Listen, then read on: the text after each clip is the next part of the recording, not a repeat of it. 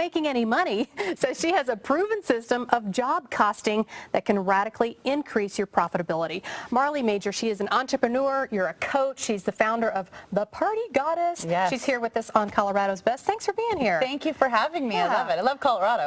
It is awesome. I know you flew in here from California for a big family reunion. Yes, right? and it's so fun. Yeah, and so then I got to bring the inspiration behind But Are You Making Any Money? My book your dad's over here in the studio watching. My dad is here, and it's so fun. Yeah, because he never saw the results. He just saw the book, and then now I get to say, yeah, I get to do all these other things. So the name of your book, I love it. It came from your dad. It came from my dad because basically so many of us, especially women, we start businesses that we love and that we're passionate about. You know, cupcakes or cookies or catering or dog walking, whatever. Yeah, but it's all about passion. It's all about passion, and we don't focus on the bottom line. And so one night at dinner, I was talking to my parents, and I was like, and then we're going to do this party and this celebrity, and he's like, I don't care about any of that. I mean, he couldn't pick a celebrity out of a crowd of one. And it's like, but are you making any money? And I remember that moment so well, like, because the tears were just like right here, and I was like, I don't know, and I think, and he's like, well, then what are you doing? Like, and he got you to break it down and focus. He got me to focus, and then I knew at that point I really had to. I was like tired of my own story of, oh, I'm creative, I'm busy, I have kids, who cares? But are you making any money? And if you're not, that's okay. But then decide it's a hobby. Right? Okay. Totally. It's completely fine to have a hobby. It's completely fine to not make correctly. a lot of money. Okay. But don't pretend you're in it to make money when you're not taking it seriously. All right, so let's say someone's out there, they've decided, I'm going to be an entrepreneur, I started my business. You can help them get focused. This is where your 100%. Coaching background comes in. You've got some simple steps to kind of take us through. Yes, and it's all, and the important thing is it's as a result of my own mistakes. So I still currently run my company, so that's the nice thing is that I understand what it's like to do business in this economy and be challenged and stressed and have all the technology things as well. But the first thing I say is really start with a plan. Even if you've been in business 2 years or 10 years, or you're just starting, literally just write a one-page business plan. It helps you focus so much, and you can just Google one-page business plan and just type in something quick and dirty to focus on your target audience, focus on your expenses, and all those things that you're going to need to start that business so that you've got something concrete in front of you. All right, and then your next one is show me the money. Show me the money, and really focus on tracking your time and really realizing that you have to, that business costs money to start up, and it's really twofold. It's not just how long it's going to take to be profitable, but it's also how much it really costs to start the business. You know, in construction, they say like have your budget and then double or triple it. Business is the same way. It's just going to cost a lot more than you think. Yeah.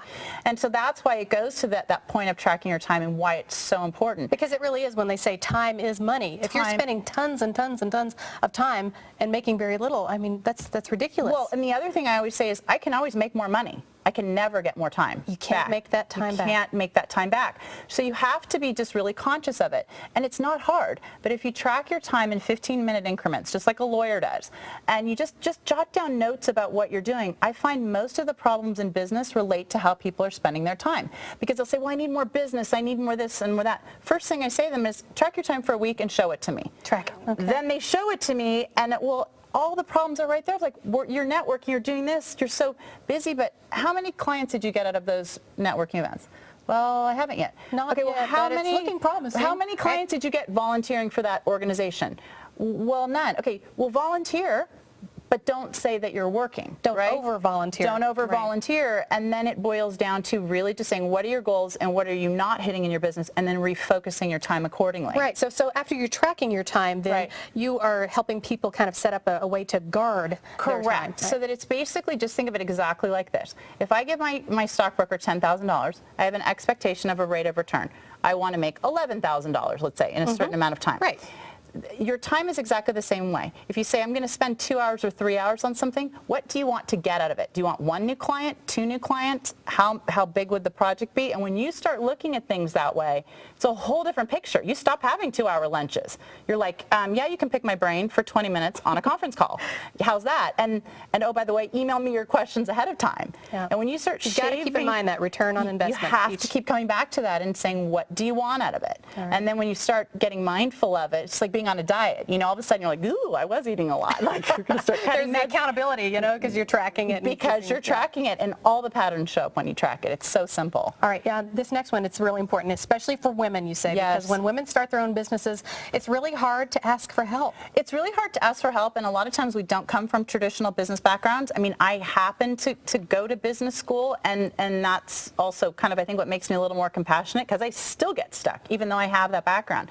But we have to have like a mastermind group or an unofficial board of directors. Men, I think, are more often used to that concept. Women aren't. And so get other women in business that they don't have to be your best friends. They don't have to be your competitor, just so that you have a place that you can meet every month, or somebody to call and say, listen, I can't make payroll, and I don't know why. Can you help me out? Or I just was served with a lawsuit. What do I do? Just other people, because they've been through it, and they can just say, oh, just do this, this, and this. Don't be afraid to ask for help. Don't be afraid to ask for advice. We all have issues in our businesses. Me, currently, right now, no matter how big or how small, we all have issues. So if you just get used to asking the questions, you can fix them. Good stuff. I like your tips. I like your energy. You're very cool. Thank you. And Thanks. Marley, you have a free monthly coaching program coming up. Yes. It's for entrepreneurs and small business owners. It's called But Are You Making Any Money? Academy. Right. And the website is just the acronym